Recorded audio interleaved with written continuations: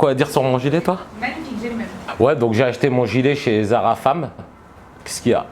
Les gars, on va parler du HCSF. Le HCSF, c'est un truc un petit peu relou. En fait, le HCSF, c'est le Haut Conseil pour la stabilité financière qui a décidé de faire passer des lois, de rendre des lois obligatoires. Donc, à partir du 1er janvier 2022, voilà ce qui va changer. Alors, je sais, toi, là, derrière ton ordi, derrière ton téléphone, t'as ta cravate. Je sais qu'il y a des trucs que je vais oublier, mais casse pas les couilles. Je dis en gros ce qui va se passer. Et si jamais t'es pas content, fais une vidéo. Le HCSF, ce qui va se passer pour les gens qui achètent en résidence principale. Pour les gens qui achètent en résidence principale, c'est plutôt cool parce qu'aujourd'hui, on n'a plus le droit de s'endetter à 33%, mais on peut s'endetter jusqu'à 35%. Donc, on a un petit peu plus de taux d'endettement. Simplement, on est quasiment obligé de mettre un apport tout le temps, ce qui n'était pas le cas avant. Et on peut s'endetter jusqu'à 27 ans. 27 ans dans le neuf, 25 ans dans l'ancien. 27 ans dans le neuf parce qu'ils prennent en compte les 2 ans de construction. Ça, c'est cool. Par contre, pour les investisseurs, c'est une tanasse absolue. Ils changent la manière de calculer le taux d'endettement. Je t'explique. C'est une horreur. Quand tu avais une mensualité à 700 € et un loyer à 700 €, la banque considérait grosso modo que tu n'étais pas endetté. C'est-à-dire, ils disaient, voilà, tu as une mensu de 700, tu as un loyer de 700, grosso modo, tu n'es pas endetté. Maintenant, ce qu'ils font, c'est qu'ils prennent ces 700 € que tu as de revenus, ils le mettent dans ton revenu en plus. Donc, admettons que tu gagnes 2000 balles,